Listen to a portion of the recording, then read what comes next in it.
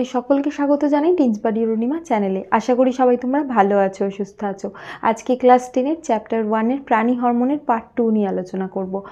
আজকে আলোচনা করব থাইরক্সিন, ইনসুলিন ও গ্লুকাগন নিয়ে। প্রথমে আসি থাইরক্সিন হরমোন নিয়ে। এই থাইরক্সিন খরিত হয় হলো থাইরয়েড গ্রন্থি থেকে। এই থাইরয়েড আমাদের গলার মধ্যে ল্যারিংস আছে, ল্যারিংসের নিচে রয়েছে এবং ট্রাকিয়ার ওপরে। ট্রাকিয়া মানে হলো যে শ্বাসবাহগুলো নিচে চলে গেছে এবং লাংসে প্রবেশ করেছে তার উপর দিকে, মানে ট্রাকিয়ার ওপরে অবস্থান করে, ল্যারিংসের নিচে। ল্যারিংস মানে হলো যে ষড়যন্ত্র রয়েছে তার ল্যারিংস এবং তার নিচে অবস্থান করছে এই থাইরয়েড গ্রন্থি। থাইরয়েড গ্রন্থি থেকে প্রধান যে হরমোন খরিত হয় সেটা হলো T4, এছাড়াও T3ও খরিত হয়। থাইরক্সিনের প্রধান কাজ হলো যে কোনো বিভিন্নভাবে আমাদের রক্তের গ্লুকোজটাকে মানে বজায় রাখা। তাহলে রক্তের গ্লুকোজ কী ভাবে মানে বেশি থাকবে? প্রথম হলো যখন আমরা খাদ্য খাবো, সেই খাদ্যগুলোকে ভালোভাবে হজম করলেই সেখান থেকে গ্লুকোজ চলে আসবে। তাহলে এইটা যেটা লিখেছি এটা হলো থাইরক্সিনের প্রধান কাজ। 1 নম্বর দিলাম কারণ এটা থাইরক্সিনের প্রধান কাজ। রক্তের গ্লুকোজ বৃদ্ধি, এটা কী ভাবে হতে পারে? যে খাদ্য খাচ্ছি সেই খাদ্যের যে গ্লুকোজ, সেই শোষণটা যদি ভালোভাবে হয় তাহলেই রক্তের গ্লুকোজ বেড়ে যায়।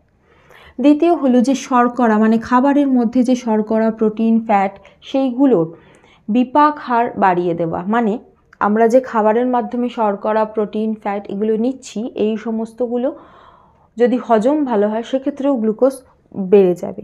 তারপর হলো ধরো এমন সময় যখন তুমি খাচ্ছ না, সেই সময় রক্তের গ্লুকোজটা মেনটেন হবে কিভাবে? সেটা হবে হলো শরীরে যে মেদ আছে সেই মেদগুলো ভেঙে যাবে এবং সেখান থেকে ভেঙে গিয়ে সেখান থেকে রক্তে গ্লুকোজ আসবে এবং কিটোন বডি তৈরি হবে। কিটোন বডিগুলো ইউরিনের মাধ্যমে বার হয়ে যাচ্ছে।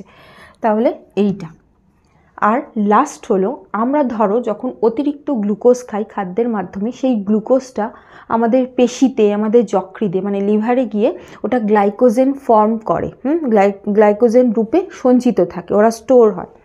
এবার ধরো যখন তুমি খাদ্য খাচ্ছ না বা আমাদের রক্তে গ্লুকোজ প্রয়োজন, তখন কি হচ্ছে? ওই যকৃৎ এবং পেশি মানে সমস্ত মাসেলে আছে এবং আমাদের লিভারে রয়েছে এই যে গ্লাইকোজেনগুলো, এই গ্লাইকোজেনগুলো ভেঙে যায়। গ্লাইকোজেনগুলো ভেঙে গিয়ে গ্লুকোজ তৈরি হচ্ছে, এই গ্লুকোজটা রক্তে আসছে, নিয়ে এই রক্তের গ্লুকোজ বৃদ্ধি হচ্ছে।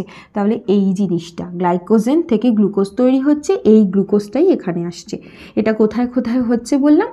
পেশি আর যকৃতে হয়, অন্য কোনো জায়গায় কিন্তু হয় না। ঠিক আছে, তাহলে এই যে প্রধান 4টে পদ্ধতিতে ও রক্তের গ্লুকোজকে বাড়িয়ে দিচ্ছে। বুঝতে পেরেছো? তাহলে এখান থেকে একটা জিনিস বুঝবা, যাদের ক্ষেত্রে হাইপোথাইরয়েডিজম হয় বা থাইরক্সিনের কম ক্ষরণ হয় তাদের ক্ষেত্রে মেটাবলিজম স্লো হয়ে যায়, মানে রক্তের গ্লুকোজ বেশি থাকে না, রক্তে গ্লুকোজের পরিমাণ কমে যায়। রক্তে গ্লুকোজের পরিমাণ যেই কম হবে, কোষেও গ্লুকোজ কম যাবে, তখন সেই মানুষ ক্লান্তি অনুভব করবে। সেটাও একটা সিমটম যে হাইপোথাইরয়েডিজম বা থাইরক্সিনের কম ক্ষরণ হচ্ছে। নেক্সট যে কাজ সেটা হলো মৌল বিপাক হার নিয়ন্ত্রণ। দেখো এই পয়েন্টটা যদি বুঝে নাও, এখান থেকে এটা আসছে। যখনই ধরো মানে তুমি যে খাদ্যগুলো খাচ্ছ সেগুলো ভালোভাবে বিপাক হচ্ছে, মানে ভালোভাবে হজম হচ্ছে, সেগুলো ভালোভাবে শোষণ হচ্ছে, তাহলেই মৌল বিপাক হার বা BMR যেটা, সেটা ভালো হবে। তাহলে ও কী করছে? থাইরক্সিনের আরও একটা কাজ হলো মৌল বিপাক হারকে নিয়ন্ত্রণ করা। থার্ড যে কাজ সেটা হলো লোহিত রক্তকণিকার ক্রম পরিণতি। দেখো আমাদের যে বোন ম্যারো আছে বা অস্থি মজ্জা, প্রধানত আমাদের পায়ের যে ফিমার হাড়, সেই ফিমার হাড় থেকে রক্ত তৈরি হয়।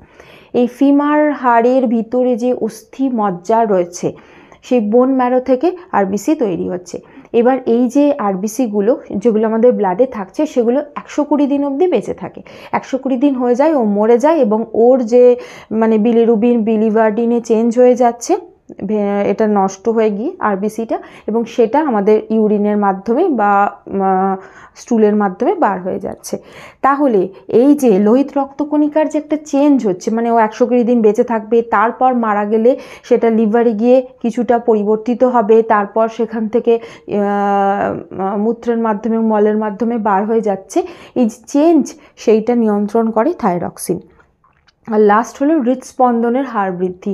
থাইরক্সিন কি করে, আমাদের হার্ট রেটটাকে মেনটেন করে। যেই মানে হৃদস্পন্দন যখন ভালো থাকবে তখন কি হবে, হার্টও ভালো থাকে। তাহলে এক্ষেত্রেও এর একটা ভূমিকা রয়েছে। আর দেখবো যে এই থাইরয়েড গ্রন্থির কম ক্ষরণ এবং বেশি ক্ষরণে কি কি রোগ হচ্ছে। থাইরক্সিন হরমোনের কম ক্ষরণে শিশুদের ক্ষেত্রে যে রোগ হয় সেটা হলো ক্রেটিনিজম। শিশুদের হাইপোথাইরয়েডিজম, হাইপো মানে হলো কম ক্ষরণ হচ্ছে।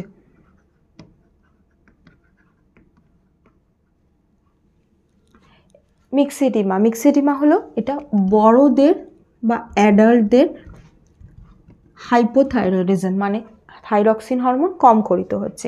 লাস্ট হলো গয়টার বা গলগণ্ড। অনেকের ক্ষেত্রে এটা দেখা যায়, এরকম গলা ফুলে যায়, গলায় একটা অনেক সময় সাপোর্টও দেওয়া হয়, সেটা পড়তে বলে।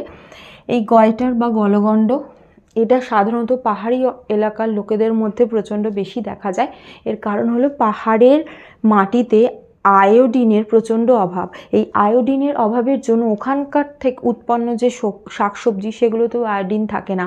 থাইরয়েড গ্রন্থি অতিরিক্ত ফুলে যাচ্ছে, তার ফলে এই গয়টার জাতীয় রোগ হয়। এক্ষেত্রে চোখ খুব বিস্ফারিত হয়ে যায়, চোখের মণিগুলো মনে হয় ঠেলে বেরিয়ে আসছে, এটাও একটা এর সিমটম। ঠিক, এখন আসবো অগ্ন্যাশয়ের অন্তঃক্ষরা কোষ থেকে যে হরমোনটা ক্ষরিত হয়, যে হরমোনগুলো ক্ষরিত হয় সেগুলোর কাজ নিয়ে।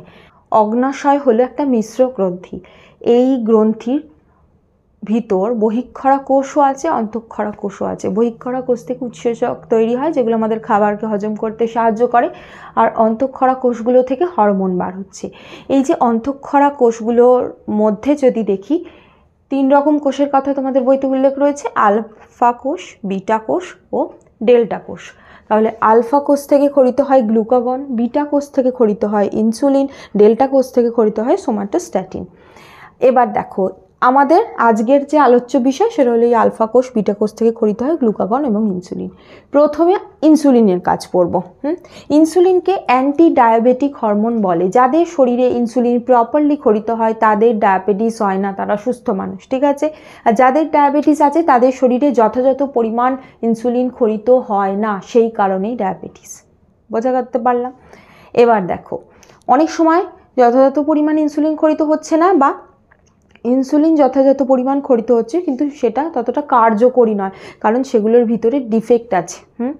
এবার দেখবো যে ইনসুলিন কি কাজ করে। আমি ছকের মাধ্যমে লিখেছি ইনসুলিন কি কি কাজ করে। ইনসুলিনের প্রধান কাজ, যেটা আমি মিডলে লিখেছি, এটা হলো প্রধান কাজ রক্তের গ্লুকোজকে কমিয়ে দেওয়া। এখানে একটা জিনিস বলে রাখতে চাই, রক্তে বেশিক্ষণ গ্লুকোজ হাই থাকা ভালো না, সেটা বিভিন্ন অঙ্গকে ক্ষতি করে, হৃৎপিণ্ড, চোখ, পেশি, কিডনি এগুলোকে খারাপ করে। সেই জন্যে যাদের ডায়াবেটিস আছে খেয়াল করে দেখবে তাদের কিন্তু এই অঙ্গগুলোতে মানে সমস্যা হয়, চোখে সমস্যা হয়, কিডনিতে সমস্যা হয়, পেশিতে সমস্যা হয়, পেশি বা কোথাও কেটে গেলে সে কাটা ঘা সারতে চায় না, এই সমস্যাগুলো হতে থাকে। তাহলে এই ইনসুলিনের কাজ কি? রক্তের গ্লুকোজ কমানো। কখন কমানো? ধরো তুমি খাবার খেলে, রক্তে প্রচুর গ্লুকোজ এলো, সেই গ্লুকোজটাকে বেশিক্ষণ হাই রাখতে দেয় না, বেশিক্ষণ বেশি হয়ে থাকতে দেয় না, ওটাকে কমিয়ে দেয়। কি ভাবে কমায়? দেখো, রক্ত থেকে গ্লুকোজ কোথায় যায়? কোষে যায়, কোষে গিয়ে সেগুলোকে কাজ করে। ও ঠিক তাই করে, রক্ত থেকে গ্লুকোজগুলো নেয়, এদিকে কোষে পাঠায়, এদিক থেকে ধরে ওদিকে পাঠিয়ে দেয়, এইটাই যেন এর কাজ। প্রধান কাজ কি? দেখো, কোষ পর্দার ভেদ্যতা বৃদ্ধি, আপসাইড অ্যারো দিয়েছি মানে বৃদ্ধিটাকে ছোট কথায় লিখেছি। কোষ পর্দা মানে কি? কোষের ভিতরে তো গ্লুকোজগুলোকে ঢুকতে হবে, কোষের পর্দার ভিতর দিয়ে যাতে গ্লুকোজটা কোষের ভিতরে প্রবেশ করতে পারে সেইটা দেখে। পেশি কোষের বিশেষণ বাড়ায়, মানে যখন রক্তে গ্লুকোজ হাই হয়ে আছে ওটাকে মাসেলে পাঠিয়ে দেয়, মাসেলে পাঠিয়ে দিলে কি হয়ে যাবে? মাসেলের শোষণটা বাড়িয়ে দিচ্ছে, মানে মাসেল যাতে বেশি পরিমাণ গ্লুকোজ শোষণ করে নেয়। এবার তোমরা বলবে মাসেল গ্লুকোজ শোষণ করবে এটা কি? সে করে এই যে অতিরিক্ত যে শরীরে আমাদের গ্লুকোজ হচ্ছে, খাদ্যের মাধ্যমে নিয়েছি, সেটাকে গ্লাইকোজেনে পরিণত করে দেয়। এই গ্লাইকোজেনে যে পরিণত হচ্ছে, মানে গ্লুকোজ থেকে গ্লাইকোজেনে এই যে পরিণত হয়ে যাচ্ছে, এইটাকে বলে গ্লাইকোজেনেসিস। গ্লুকোজ থেকে গ্লাইকোজেনে পরিণত হচ্ছে। নামটা শক্ত লাগতে পারে কিন্তু দেখে নাও, দেখো গ্লাইকোজেনে পরিণত হচ্ছে, তো গ্লাইকোজেন এসিস মানে গ্লাইকোজেন উৎপন্ন হচ্ছে কি থেকে? গ্লুকোজ থেকে। ক্লিয়ার? এটাও কোথায় হচ্ছে? এটাও পেশিতে হয়, আর যকৃতেও কিছুটা পরিমাণ হচ্ছে। আরও একটা এই যে ইনসুলিনের কাজ হলো যকৃতে ও কী করে, এই যে অতিরিক্ত গ্লুকোজ এইটাকে প্রোটিন এবং ফ্যাট তৈরিতে মানে ফ্যাটে চেঞ্জ করে দেয়। মানে একটা লোক ধরো আজকে শুধুই কার্বোহাইড্রেট খেয়েছে, ফ্যাট বা প্রোটিন খায়নি, তার এই কার্বোহাইড্রেটটা অতিরিক্ত যে কার্বোহাইড্রেটটা গ্লুকোজে পরিণত হবে এবং অতিরিক্ত গ্লুকোজটা যকৃতে গিয়ে সেখান থেকে কিছুটা প্রোটিন কিছুটা ফ্যাট তৈরি করবে। এটা বলছি না যে শরীরে আমাদের যতটা দরকার প্রোটিন ততটাই তৈরি করবে, কিন্তু কিছুটা পরিমাণ তৈরি করবে। এই যে পদ্ধতিতে গ্লুকোজ থেকে তৈরি হচ্ছে প্রোটিন, এটা কোথায় ঘটছে? এটা ঘটছে যকৃতে। এই প্রসেসটার নাম হলো নিওগ্লুকোজেনেসিস। এই নামগুলো কিন্তু গোলাবে না, একই রকম দেখতে। গ্লুকোজেনেসিস এটা কি হচ্ছে? গ্লুকোজ থেকে প্রোটিন তৈরি করে দিচ্ছে। ও আরও একটা কাজ করে, এই যে বললাম না এখানে কোষের ভিতরে গ্লুকোজগুলোকে পাঠিয়ে দিচ্ছে, কোষের ভিতরে গ্লুকোজগুলো গিয়ে কী হবে? কোষের ভিতরে এই গ্লুকোজগুলো গিয়ে গ্লাইকোলাইসিস এবং ক্রেবস চক্রের মাধ্যমে এটার ভিতর দিয়ে ঘোরে এবং তারপর এনার্জি তৈরি করে, যেটার মাধ্যমে কোষ কাজ করছে এবং আলটিমেটলি আমরা কাজ করছি। তাহলে এই যে কোষের ভিতরে গ্লুকোজটাকে প্রবেশ করালো, সেই গ্লুকোজটাকে গ্লাইকোলাইসিস পদ্ধতিতে পাইরুভিক অ্যাসিডে পরিণত করতে সাহায্য করে। আর লাস্ট হলো রক্তের অতিরিক্ত গ্লুকোজটা থেকে ও কিছুটা পরিমাণ গ্লুকোজকে মেদ কলায়, আমাদের যে মেদ কলা আছে যেখানে মেদ জমা হয় সেইখানে ফ্যাট তৈরি করে দেয়। ক্লিয়ার? আরও একটা জিনিসও করে, সেটা হলো আমাদের শরীরে এরকম একটা টেন্ডেন্সি আছে যে যখনই ধরো মানে শরীর খাবার পাচ্ছে না বা যথাযথ গ্লুকোজ পাচ্ছে না, তখন এই ফ্যাটটাকে ভেঙেও গ্লুকোজ তৈরি করে। এই ইনসুলিন কি করে? এই ফ্যাটকে ভেঙে গ্লুকোজ তৈরিতে বাধা দেয়। ঠিক আছে? আর এটাও জেনে রাখো, যখন একটা ফ্যাট থেকে গ্লুকোজ তৈরি হয় তার সাথে বেশ কিছু কিটোন বডি তৈরি হয়। তাহলে যখন ফ্যাট থেকে গ্লুকোজ হতেই দিচ্ছে না, তাহলে কিটোন বডিও হচ্ছে না। সাধারণ অবস্থায় যখন ইনসুলিন স্বাভাবিকভাবে কাজ করে, ফ্যাটকে ভাঙতে দিচ্ছে না জারণ প্রক্রিয়ায়, তাহলে গ্লুকোজও তৈরি হচ্ছে না আর কিটোন বডিও তৈরি হচ্ছে না। ঠিক আছে? তাহলে এইটা হলো ইনসুলিনের কাজ। দেখো জিনিসটা একটু শক্ত লাগতে পারে, ছকাকারে বোঝাবার চেষ্টা করছি যাতে এই জিনিসটা মনে থাকে। তাহলে প্রথম যেটা কি করছে, কোষ পর্দার ভেদ্যতা, মানে কোষ পর্দার ভিতর দিয়ে গ্লুকোজটাকে কোষের ভিতরে যেতে সাহায্য করছে, 1 নম্বর কাজ। দ্বিতীয় হলো ওই কোষের ভিতরে যে গ্লুকোজটা ঢুকে গেল সেটা কি করবে? সেটাকে গ্লাইকোলাইসিস পদ্ধতিতে ওটাকে ব্যবহার করার চেষ্টা করবে এবং সেখান থেকে পাইরুভিক অ্যাসিড তৈরি করবে। ওকে, নেক্সট হলো ও পেশি কোষের শোষণটাকে বাড়াবে যাতে পেশি গ্লুকোজকে টেনে নিতে পারে এবং সেইখান থেকে সেই পেশির ভিতরে গ্লুকোজ থেকে কি তৈরি হবে? গ্লাইকোজেন তৈরি হবে। প্রসেসটার নাম গ্লাইকোজেনেসিস। তাহলে গ্লাইকোজেনেসিস পদ্ধতিটা হতে হেল্প করবে। আরও কি করে? ও এই যে রক্তে অতিরিক্ত যে গ্লুকোজ রয়েছে এই গ্লুকোজটাকে ওরা যকৃতে পাঠায়। যকৃতে কি অতিরিক্ত এই যে গ্লুকোজটা থেকে সেখান থেকে তৈরি হয়ে যাচ্ছে প্রোটিন ও ফ্যাট। এই প্রসেসটার নাম হলো নিওগ্লুকোজেনেসিসকে।